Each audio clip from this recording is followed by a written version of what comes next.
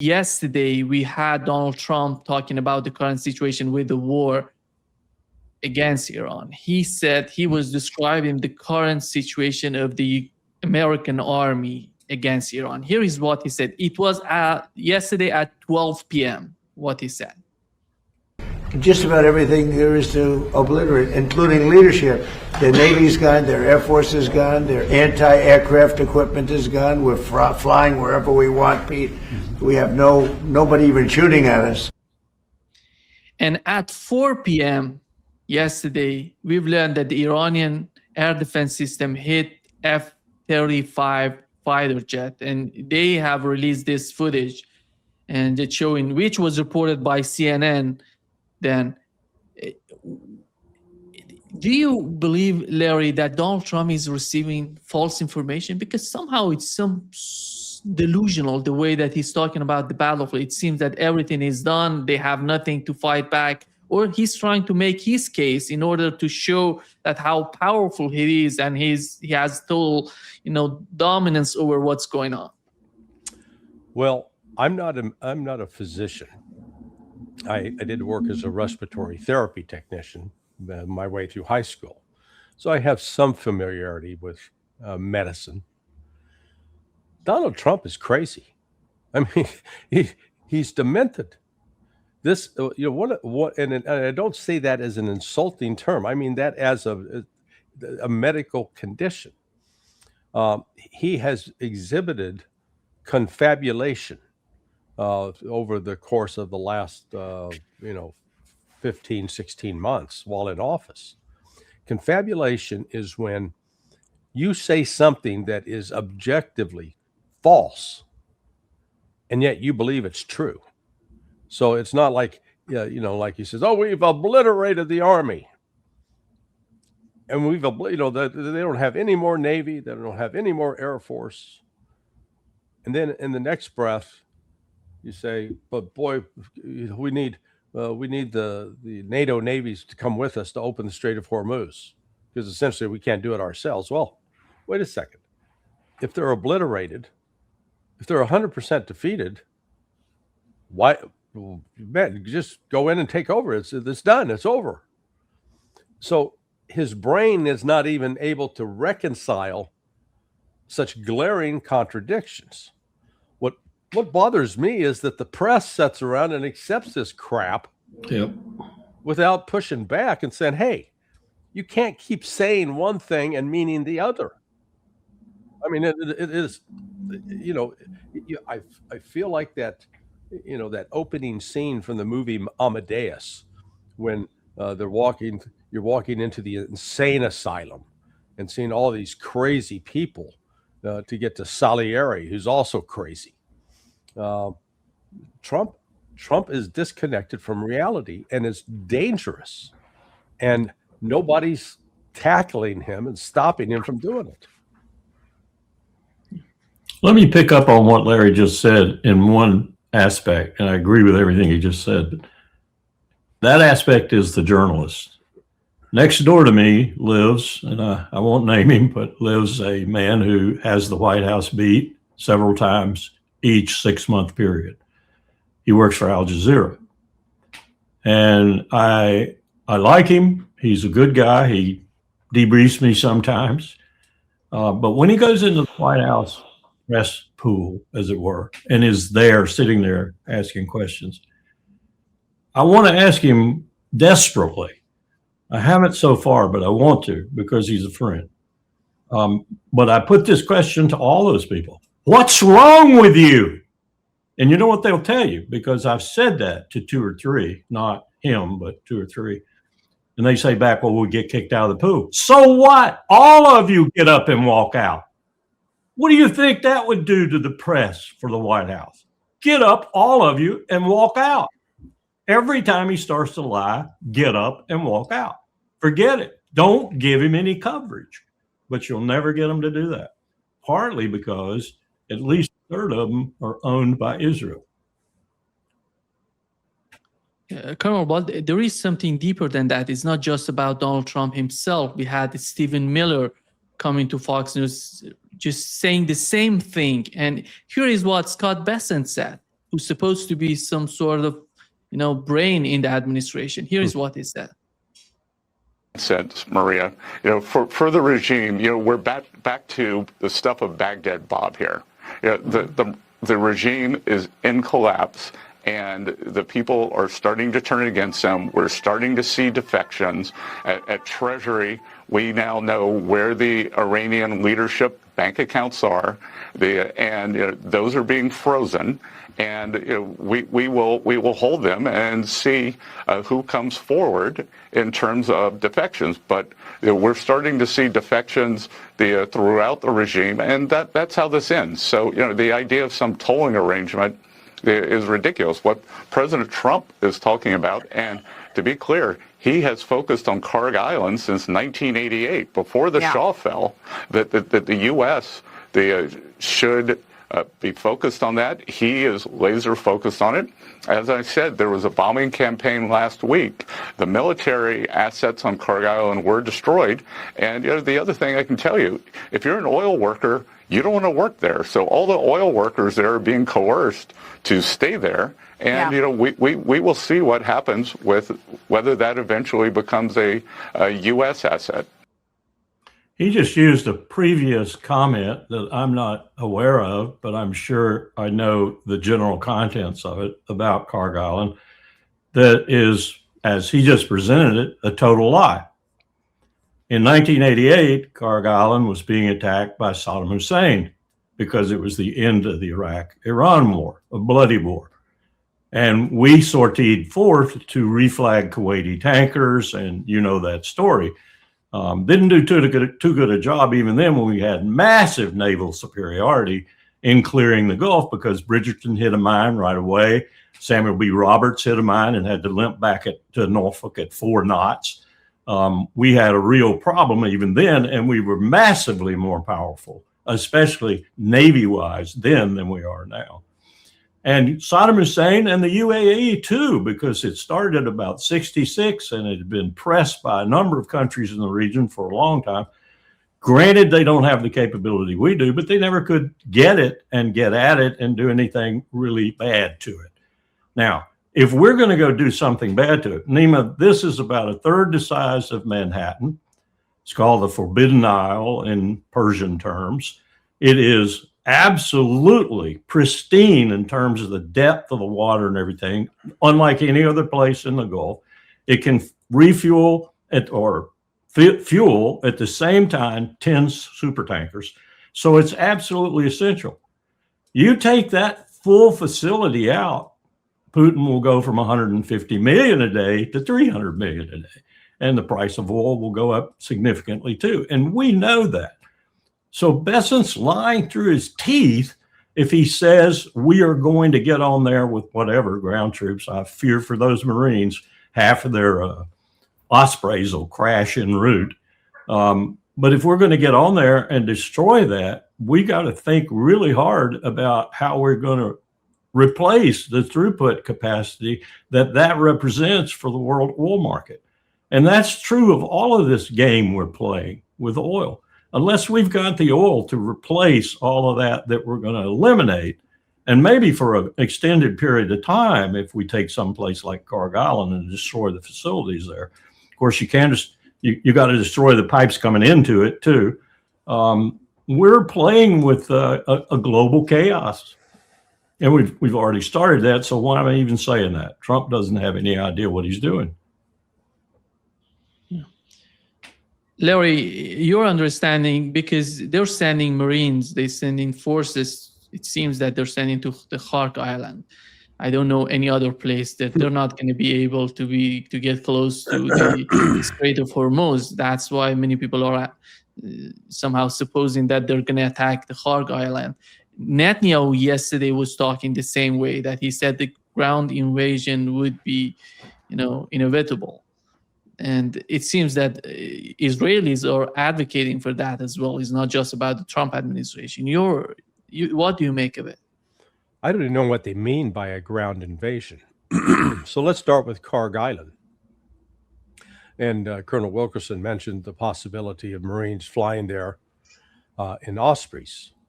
Well, the MU, the Marine Expeditionary Unit that's en route with 2,200 Marines, let's just do the math. An Osprey can carry 24 Marines with combat loads. Okay, let's see. If it flies. Yeah, if it flies. So let's see that if we got 10 Osprey, that's 240. That's only basically 1/10 of it. And, maybe they're going to have to make, so maybe if we had 100 Osprey, which we don't, you could have them all fly at once and get, so number one, the Marines can't get to Kharg without running the gauntlet in the Strait of Hormuz, which means the ship would be sunk. So the Marines won't get there that way. But what I am hearing is the likelihood that they're going to try to land them somewhere right around the strait on Iranian shore. Now, the MU comes equipped. They can last 15 days in theory without being resupplied. But that's assuming sort of optimal conditions, that they're not facing missile fire, drone fire, etc. This, again, you're going to plan a military operation to be able to accomplish certain objectives. Now, what might that objective be? To secure the shore of Iran that's right there on the Gulf? Well, sorry, that's hundreds of miles long. 2,200 Marines don't cover a shoreline that's hundreds of miles long. And it's not like there's just one specific location where Iran has its missiles hidden in caves and guns that are capable, artillery pieces capable of firing into the Gulf, and not to mention the underwater drones, the submarines. I mean, Iran has a large array of options, and so it's not even clear what the military mission is now. So I also have speculated that maybe they're going to use the Marines as a diversion while they try to launch a special operations unit to attack one of the hardened, deeply buried targets in hopes of recovering enriched uranium. That could be on the table, but I was specifically involved with that exercise 20 years ago, and at the hot wash, that after you do the exercise and you evaluate it, the lesson learned was don't do it. So I don't know if we've learned that lesson, but that was the conclusion that came out of that exercise. So this is I think people are making military decisions who don't understand a damn thing about military capabilities, logistics, and operations. I couldn't agree with that more. When Ahmadinejad told me in New York City at the UNGA that Iran had 1,875 nautical miles of coastline on the Persian Gulf, and the United States none. So who was the culprit in terms of incidents at sea? Yeah. I went and got my maps out. Got them right there on the floor right now. Larry's right. About 1,000 of those miles are on the eastern side. By the way, that's where Parmenion brought his craft up in order to resupply Alexander the Great. Alexander almost died because Parmenion ran into such rough situation in the Gulf, even with his boats, that he couldn't supply Alexander. And that's very rough terrain, as Larry was insinuating. Where are you going to put these Marines ashore in a traditional amphibious landing? Where are you going to put them ashore? Bandar Abbas, Chabahar, on the wharfs, on the beach? They're going to be dead. And also the amphibious bottom, bringing them close enough to make an amphibious assault, is going to be dead. That little thing everybody's calling a carrier, it isn't a carrier. It's an amphibious assault ship. And it's got airplanes on it. And they can support the Marines going ashore. But where are they going to go? I've done the study, the analysis of this sort of thing for PACOM years ago, but we did it. We did it because we thought we were going to be fighting the Russians coming down from Afghanistan. We couldn't understand why they were in Afghanistan. We weren't doing the political business. We were just doing the military business. And we knew they wanted a warm water port. And so we were planning for fighting them in Iran, planning for them trying to come down vicinity Chabahar, Bandar-Abbas, that area. I know that terrain. Good luck, Donald Trump. Good luck, Marines. Yeah. Larry, the escalation is coming to the oil facilities, gas facilities. Yesterday, Iran has hit, in response to what Israel did to the South Pars, which one of the main, facilities in Iran. And they have responded, they have attacked Saudi Arabia, UAE, Kuwait, Qatar, and Haifa. And the attack on Qatar just, kicked out 20% of their capacity of LNG. And Donald Trump's, what we've heard from the sources, from the Axios, Tom Barak, with Barak Ravid, he said that Americans and Israelis coordinated before this attack coming. And then Donald Trump came out, said he had nothing to do with what has happened. And what is the real story? Because we have seen this before with the attack on Doha. Donald Trump came out and said he didn't know about it. What is your understanding of that? Yeah, both are true. That likely Trump was not asked and wasn't said, "Hey, we want your permission to do X, Y, and Z," because he's already signed off on the execute orders. So the Navy and Air Force have complete authority to act, unless they go against what the rules of engagement that were contained in that execute. But Barack is right that U.S. The Combined Air Operations Center, the CAOC, which used to be based at Al Udeid. I don't think it's still there simply because it's received so much fire from Iran that they've had to withdraw to another more secure location, perhaps Incirlik. But that CAOC monitors every single aircraft, or they used to when they had all the radars up, that takes off and lands. Right now, they do have they've got a sort of a workaround. They're using AWACS. So AWACS are in the air, providing some of the previous coverage that was provided by those ground radars that were destroyed. But the U.S. commanders absolutely knew where the Israelis were headed. And Iran had made it very clear, if you hit us here, we're going to hit you there. That will be tit for tat. And exactly what happened. And in blowing these up, this is extending the time that the world oil and liquid natural gas shortage and fertilizer shortage that shortage is going to be extended. There's no any quick solution on the horizon. And I want to remind people of what bragging that Donald Trump did during the State of the Union address on the 24th of February. So this is just 4 days before he launched this attack on Iran. He said, "Gasoline, which reached a peak of over $6 a gallon in some states under my predecessor, it was quite honestly a disaster, is now below $2.30 a gallon in most states, and in some places $1.99 a gallon. And when I visited the great state of Iowa just a few weeks ago, I even saw $1.85 a gallon for gasoline, the lowest in 4 years and fallen fast." Well, that didn't age very well. I noticed where I live, at the start, February 28th, the gas price was $2.54.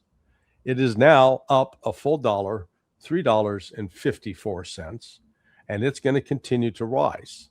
And Trump can't go back and pretend that he had nothing to do with this. This is all the result of his actions. And yet, once again, You don't see anybody in the press calling him out, holding him accountable, asking him the question that, hey, what happened to those low gas prices you were promising? You know, it's almost as if these people have no memory, as if they take no notes. They go back to their notes and look, you know, and say, well, wait a minute, on the 28th, you said that. Very, very rarely does that happen. This is a complete and abject failure of what we call our mainstream media. Colonel, when we look at the destruction that is happening in Iran and in Israel, it's somehow, they're comparable. But when it comes to Iran, we see the strategy is different. They didn't attack the oil facilities before Israel attacking them. And how do you see the escalation? Because if Donald Trump comes out and you cannot attack, you know, the oil facilities, let's see what would be the next target of Israelis, other infrastructures. I don't know what they want to attack. And what would be the response from Iran? And are they going to attack desalination? Are they going to attack something that would be a great, you know, problem, could bring some sort of catastrophe for the whole region? I think the Iranians have been very circumspect. They don't attack specific targets that might be more to their disadvantage internationally, if you will, or even more crimes, until those targets are attacked in their country. And that's usually Israel. And they then respond in kind. I understand they've done some significant damage to Haifa's oil facilities, for example. And that was only after Israel made the attack. And I heard maybe 40 hours ago or so, someone from the administration, and then I read that Trump had actually said it. I didn't find it anywhere, but that wasn't known to him. We didn't know that Israel was going to attack the oil facilities. The implication being we would have said no, we would have stopped them had we known it. That to me is a contrived story too. Israel does whatever it wants to, whenever it wants to. But Iran has been, in my view, fairly circumspect in attacking targets that militarily significant, rather than like Netanyahu bombing everything in sight. And look at what he's doing in Lebanon right now. This is as unconscionable as the opening days of Gaza when he was killing everything in sight. He's killing everything in sight in Lebanon now, including taking out whole hotel floors, killing people in the street in Beirut. This guy's a bloodthirsty monster. And Trump's allied with him, tooth and nail allied with him. Donald Trump, in his last, post on Truth Social, he said, without the United States, NATO is a paper tiger. They didn't want to join the fight to stop a nuclear-powered Iran. Now that fight is military. He's talking about militarily won. He's talking about that the United States won the war and with very little danger from them. And then he goes on and talking about the Strait of Hormuz and calling Europeans coward, and because they're not joining the United States, and he's somehow begging for the help of Europeans. But after all, Larry, militarily, what do they have to bring to the table? Because Donald Trump is somehow feeling if they join, that would be the end. Yeah. Well, apart from the fact that they have limited military capability, why do they need to bring anything to the table? It's over. He's won. I mean, again, this is the disconnect in the logic. If you've really achieved this glorious victory that you claim to have achieved, then why do you need anybody else, man? Take the victory lap yourself. So it's just one further reminder of his detachment from reality and his inability to recognize that he's saying irrational things, enabled by a group of sycophants like Stephen Miller and Scott Bessent and Marco Rubio and Pete Hegseth. God, it is a recipe for disaster. I don't know if we can point to another period in history where the leader of a nation has been so detached from reality and so, I guess, Adolf Hitler. I mean, Hitler is actually the last one to be this out of touch with what was actually happening on the ground militarily, and explaining and vocally expressing the fact that, oh, we're winning, we're victorious. And I don't make the Hitler comparison lightly. I mean, sometimes that is so grossly overused. But my God, we're seeing right now the president of the United States making decisions based on either false information, or the truth is out there. He just ignores it. It pretends that he didn't hear that. And we saw that last year when Tulsi Gabbard initially said, no, Iran's not building a nuke. And when Trump was questioned about, well, your director of national intelligence said they're not building a nuke, he goes, I don't listen to her. She doesn't know what she's talking about. Right there. There you have it. And what an embarrassment she was, especially under the very excellent questioning of John Ossoff of Georgia. Yeah. What an embarrassment she is. She doesn't even know the law. She doesn't even know that she's lying through her teeth, I'm sure through ignorance, that the president only makes these decisions and determines what's good intelligence and bad intelligence. That's a violation of everything that the 1947 National Security Act and amendments thereto since, including the amendment that established the DNI. It's a violation of everything that she doesn't know her job. She doesn't know the position she's in, and she doesn't know the position Trump's in either. And one other thing, I imagine Kane has been telling some things to Hegseth, who has been maybe guardedly giving them to Trump. I don't know, but it may be just coming from the Pentagon.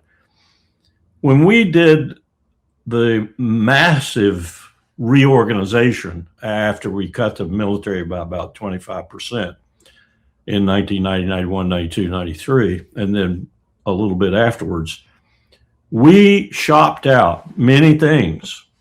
We had done it beforehand to an extent, but we really shopped them out after that. And what do I mean by that? I mean that mine countermeasures, subsea, surface, and air were shopped out to the allies in Europe. Ice breaking was shopped out to the allies in Europe. Every time we would do a coordinated joint exercise, combined exercise in this case, they would do those functions. And we would monitor those functions and say, yeah, that was good. Oh, no, you need to do this. You need to whatever. In other words, we did share with our allies things that we didn't want to spend much money on and didn't want to do, particularly because they weren't in our, shall we say, expertise. We didn't do them particularly well or whatever. And maybe the Norwegians did, maybe the Brits did, and so forth. I imagine there's some of that right now about mine countermeasures. And that's really what's got the Pentagon irritated about not having the allies participate, because they do have some very sophisticated mine countermeasure capabilities. Just one case in point. We have ships that were, most of them anyway, total wrecks in terms of what they were designed for. One of them even came off the ways built by Lockheed Martin and broke in half the minute it came off the slide and went in the water. We had to do something with those ships. We'd spent a lot of money on them, so we took a few of them and created minesweepers out of them. They're very awkward minesweepers. Some of them have, for example, metallic hulls. A minesweeper that's up to date has a laminated plastic hull. So, you don't become your own worst enemy while you're sweeping. So that might be behind some of this angst about the European allies. I don't think it would make any difference, even if they join, because I think the Iranians have the upper hand. It is their ocean, it is their sea, it is their coastline, and they are quite well armed to protect that coastline. So I think it's a moot point, but that might be why Hegseth, at least, and Kane might be a little bit irritated at the allies. Well, and let me just add, we don't have any functioning minesweepers right now. Yeah, so we're out. The greatest military in the world is out of minesweepers. And when we did this in 88 and 89, and believe me, some of that gear's still around, like the towed things that the helicopters bring through. Right. We had a real problem. we almost lost 2 of our own mine countermeasure ships because we screwed up. So it's not an expertise you maintain on a routine basis. You may practice it once a year, and your equipment's sort of the same way too. You don't really use it that much. And when you have allies who do it in the combined exercises, you don't have to.